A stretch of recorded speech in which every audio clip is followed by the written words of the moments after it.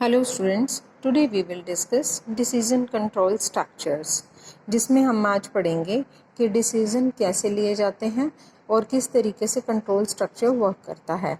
Generally हम जब भी सी लैंग्वेज में एक प्रोग्राम लिखते हैं तो उसका एक सीक्वेंशियल एग्जीक्यूशन होता है कि वन बाय वन आपकी स्टेटमेंट्स जो होती हैं, हम स्टार्ट करते हैं प्रोग्राम को और वन बाय वन आपकी इंस्ट्रक्शंस एग्जीक्यूट होती जाती हैं। इसको हम कहते हैं सीक्वेंशियल स्ट्रक्चर। हम सीक्वेंस में अपने प्रोग्राम को वन बाय वन एग्जीक्यूट करते जाते हैं। नेक्स्ट आपका रहता है सिलेक्शन, या जिसे हम ब्रांचिंग कहते हैं। सिलेक्शन में क्या होता है कि जब आपका एंट्री के बाद कोई पर्टिकुलर कंडीशन आ जाती है जिसका आंसर येस या नो में होता है, तो हमारी ब्रांचिंग कंडीशन ये कहलाती है। इसमें येस के केस में आपको कुछ इंस्ट्रक्शंस एग्जीक्यूट करनी होती है और फिर आप जाके स्टॉप करते हैं, या नो की कंडीशन में करना होता है। इस केस में हमें सिलेक्शन यूज़ करना होता है। तीसरे टाइप का होता है आपका आइट्रेशन। आइट्रेशन बोलते हैं उस चीज़ को कि जब आपको कुछ ग्रुप ऑफ इंस्ट्रक्शंस को बार बार रिपीट करना होता है तो आप एंट्री करते हैं, इंस्ट्रक्शंस को एग्जीक्यूट करते हैं। जैसे ही आपकी लूपिंग की कंडीशन आती है कि एक पर्टिकुलर कंडीशन हो, तो आप तब तक उसको बार बार एग्जीक्यूट करते जाएंगे, वापस जाएंगे, फिर ये इंस्ट्रक्शन एग्जीक्यूट करेंगे।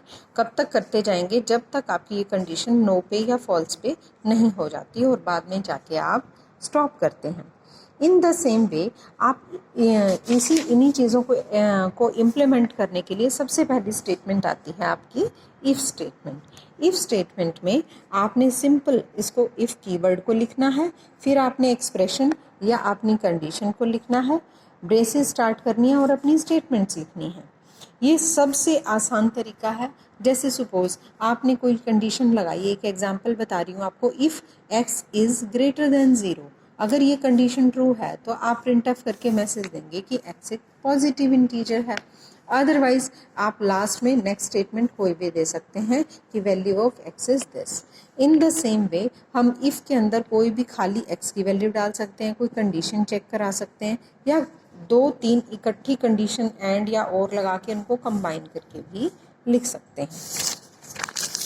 आपको एक छोटा सा एग्जाम्पल इसमें दिया जा रहा है कि आप इसके अंदर आप चेक कर सकते हैं इक्वलिटी ऑफ टू नंबर्स। तो आपने एक प्रोग्राम बनाया, ए और बी 2 नंबर लिए, उन 2 नंबर को आपने यूज़र से एंटर कराया, चेक किया कंडीशन की अगर आपका ए बी के इक्वल है तो मैसेज आपको दे दे कि A is equal to B. Else वाला केस तब चलता है जब ऊपर वाली कंडीशन फॉल्स हो जाती है, तो एल्स आपको ये मैसेज दे दे कि A is not equal to B. In the same way आप लीप ईयर चेक कर सकते हैं, इवन ओड चेक कर सकते हैं, कोई भी आप कैलकुलेट कर सकते हैं, एरिया ऑफ सर्कल या रेक्टेंगल। तो इस तरीके से जब भी आपको कोई कंडीशन चेक करानी होती है आप इफ़ या एल्स का यूज़ करते हैं। नेक्स्ट आता है आपका नेस्टेड इफ़। नेस्टेड इफ़ क्या है कि जब आपकी एक इफ़ स्टेटमेंट के अंदर, एक कंडीशन के अंदर जाके आप दूसरी कंडीशन चेक कराना चाहते हैं तो उसको हम नेस्टेड इफ़ कहते हैं। जैसे आप एंट्री करते हैं, अगर आपका कंडीशन ट्रू है तो ये स्टेटमेंट एग्जीक्यूट होगी, अगर फॉल्स है और इन दैट केस आप दूसरी कंडीशन चेक कराना चाहते हैं तो उसको आप कहेंगे नेस्टेड इफ़। जैसे नेस्ट होता है, एक के अंदर दूसरी चीज़ डली हुई होती है, उसे हम नेस्टेड इफ़ कहते हैं। अगर आपके पास उससे भी ज़्यादा कंडीशंस आ जाती हैं तो आप एल्स इफ लैडर का इस्तेमाल करते हैं। एल्स इफ लैडर में क्या है कि आपके एल्स के अंदर आगे आगे और कंडीशंस आती जाएंगी, जैसा कि आप इस फ्लो चार्ट से समझ सकते हैं कि पहले आप एंट्री करते हैं, फर्स्ट कंडीशन चेक करते हैं, अगर आपकी कंडीशन ट्रू है तो स्टेटमेंट एग्जीक्यूट हो जाएगी, अगर फॉल्स है तो हमें एक और सेकेंड कंडीशन चेक करानी है।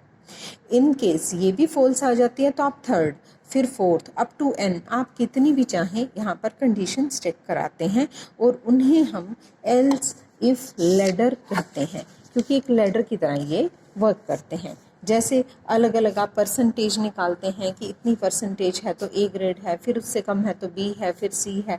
इन द सेम वे आप बेसिक पे वगैरह भी कैलकुलेट कर सकते हैं, बहुत सारी इम्प्लीमेंटेशंस उसकी रहती हैं। So this is your if else statements.